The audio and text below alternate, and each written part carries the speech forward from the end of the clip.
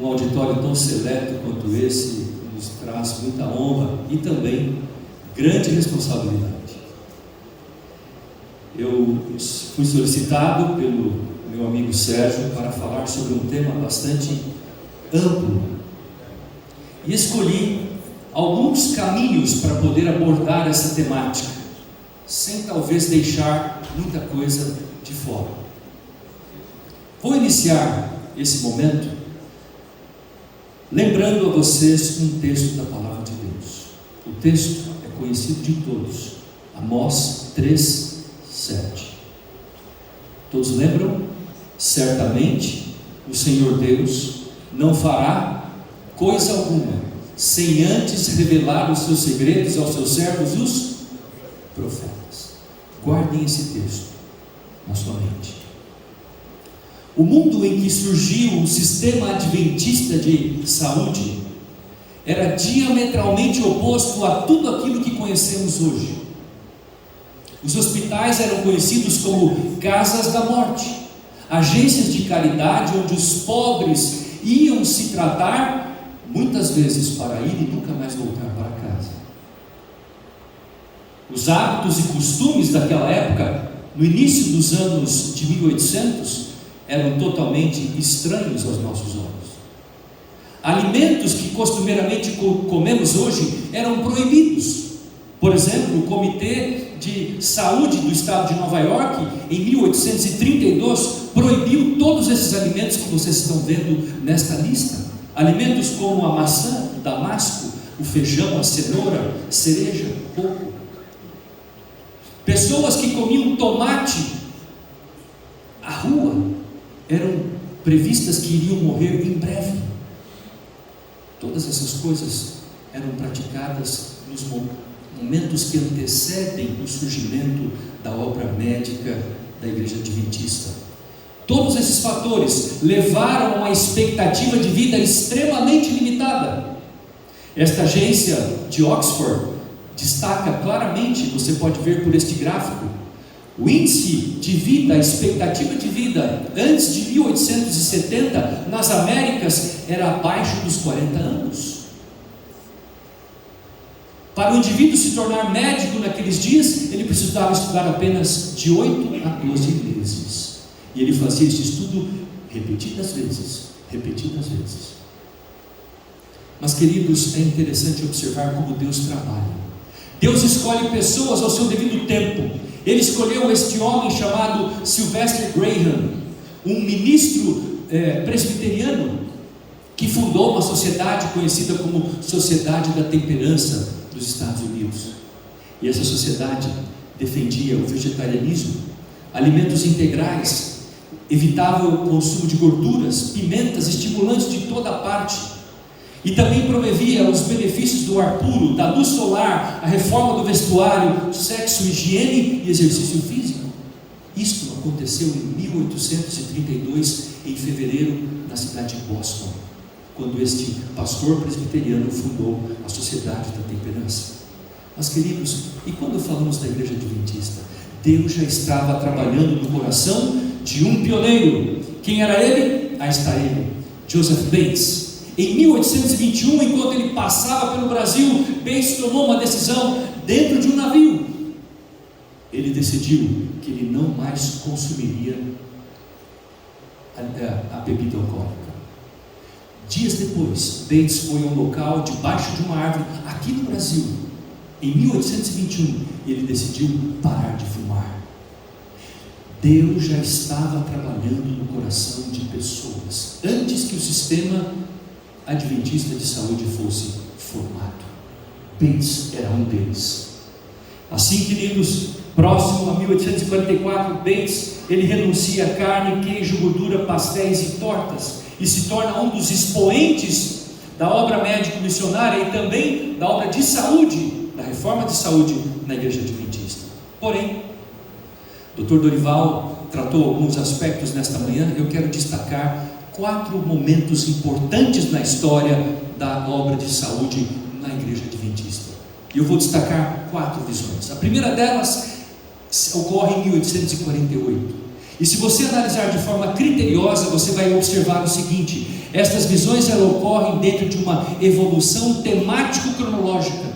Ao seu devido tempo, ao seu devido momento, Deus vai concedendo informações claras, precisas para aquele movimento que estava recém sendo iniciado. E a primeira orientação, a questão do chá, do café e do tabaco. A segunda visão, em fevereiro de 54, destaca a questão da higiene, da temperança, o controle do apetite, efeitos nocivos quanto ao uso de comidas condimentadas. Vejam que os temas vão evoluindo até chegarmos então à terceira visão. Mas antes de falar da terceira visão, é importante destacar que os nossos pioneiros possuíam uma saúde extremamente precária. Os 20 primeiros anos da história do Adventismo caracterizam um desastre na vida, no trabalho, os excessos, o alimento condimentado, a carne, consumo de gorduras, de queijos, e tudo isso comprometeu a saúde dos nossos pioneiros. Ellen White, por exemplo, ela se autoconsiderava uma pessoa fraca, frágil, tinha dificuldades para respirar. Quando ela estudava, ela não conseguia reter o que estava estudando. Tiago White, por outro lado, também tinha um estilo de vida muito pobre, frágil, enfrentou desafios na saúde, excesso de trabalho, esforço físico, e ele teve um colapso físico, mental e emocional. Tiago White, relembrando a vocês, morreu com quantos anos? Quem lembra? 60 anos. No dia da sua morte, sua esposa deu uma volta em torno do seu caixão e disse a todos que estavam presentes a seguinte frase: se outros tivessem feito a obra que ele fez, ele não teria morrido tão cedo. Ele trabalhava por 3 pessoas. Tiago White. Assim, queridos, aí está a casa onde houve a terceira visão, foi apresentada essa manhã. Mas a terceira visão, ela é uma visão compreensiva, ocorre em 1863, e é nesta visão que ocorre um ponto de virada na história da obra de saúde adventista no mundo. A igreja adventista nesse ano tinha 3.000 membros, só 3.000 membros. Em 63 falávamos apenas uma língua, o inglês, nada mais, uma língua. A igreja estava nascendo, estava no seu período embrionário, começando a crescer, e Deus revela a importância. E olha o que ela diz, escrevendo o que Deus revelou: vi que agora devemos ter um cuidado especial da saúde que Deus nos concedeu, pois nossa tarefa ainda não terminou. Quanto mais perfeita for a nossa saúde, mais perfeita e mais perfeito será o nosso trabalho. Saúde perfeita, trabalho perfeito. Essa era a ênfase da primeira visão. O que nós podemos destacar nesta primeira visão? Saúde, importante. Os adventistas devem começar a prestar atenção quanto ao seu estilo de vida. A saúde foi exposta como uma experiência holística, corpo, mente e espírito. Porém, quantos atenderam à revelação? Poucas pessoas. A igreja não estava totalmente preparada para receber isso. Quarta visão, e aqui entra o sistema de educação. Ellen White recebe essas orientações e ela diz, escrevendo: vi que devemos providenciar um lar, um sistema de instituições que fossem estabelecidas para poder se tornar centros de tratamento, de orientação e prevenção das doenças. Assim então começa o sistema de saúde adventista. E queridos, essa quarta visão, ela nos registra e nos mostra a importância da saúde no cumprimento da missão evangélica. E esse é um ponto fundamental que nós jamais podemos esquecer, porque foi dado em visão, em visão. E é interessante destacar aqui, queridos, 1/3 de todos os escritos dados por Deus a Ellen White foi sobre saúde. 1/3 das 25 milhões de palavras, 8.300.000 palavras são dedicadas à área da saúde. O que isso revela para você e para mim? A importância desse tema quanto ao cumprimento da missão evangélica. A importância desse tema. 1/3 é o tema que mais ocorre em todos os escritos dos testemunhos dados por Deus. E quando Deus concede a primeira visão por meio da sua serva, a igreja atende imediatamente: vamos abrir uma clínica. No ano seguinte, Tiago White, na companhia desse outro colega, John Preston Kellogg, que era quem?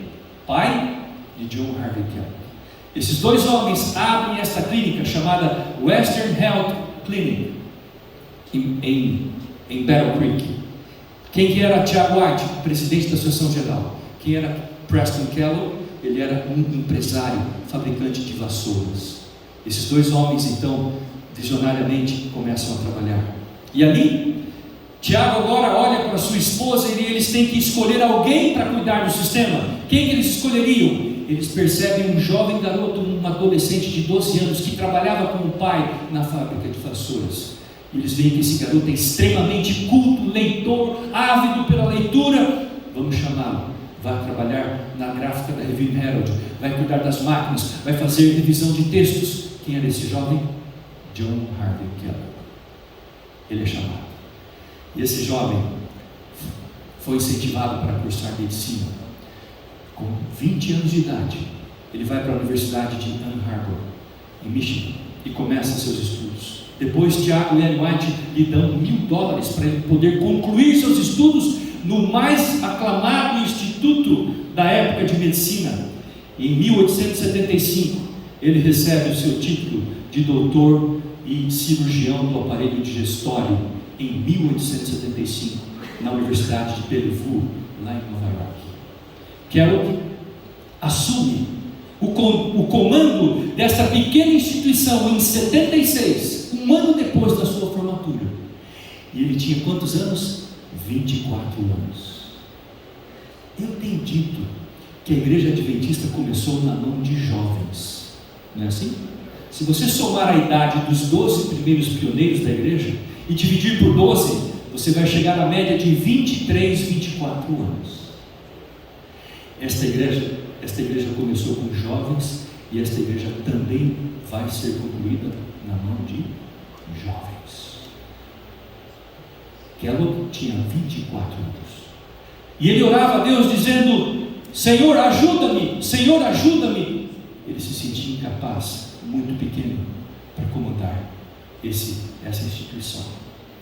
2 anos depois, olha como estava o Battle Creek. Kellogg era um homem visionário, extremamente dinâmico, extremamente capaz, competente. Ele ditava de 25 a 30 cartas por dia. Ele tinha 5 secretárias, ditava uma carta para cada uma no mesmo tempo, para pessoas diferentes, com tempos diferentes. Ele trabalhava por 10 pessoas. Ele era vegetariano 100%. Ele viveu 91 anos de idade, amigos.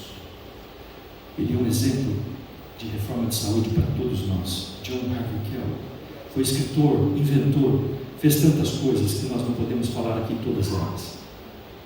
E uma coisa que se destaca, e eu quero mostrar para vocês aqui, é a forma como ele se reporta a Ellen White. Ele dizia sobre os escritos de Ellen White: cada afirmação feita com referência ao estilo de vida saudável e aos princípios gerais circunscritos ao assunto têm sido verificados por descobertas científicas. Tudo que Ellen White falava, que ela aplicava no seu dia a dia. E ele dizia: tudo que ela fala, a ciência confirma.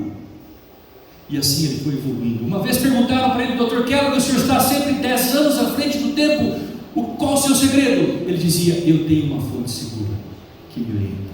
Quem era? Os seus escritos de Ellen White. Crede nos seus profetas, lembre dos seus profetas. Assim, queridos, Kellogg também, ele teve uma visão missiológica, porque ele lia o que Ellen White escrevia sobre a importância das missões, e ele começou a abrir escolas de missões em Battle Creek, e abriu outra escola em Chicago, e assim ele começou a formar enfermeiros que saíam dos territórios americanos para servirem em outras partes do mundo.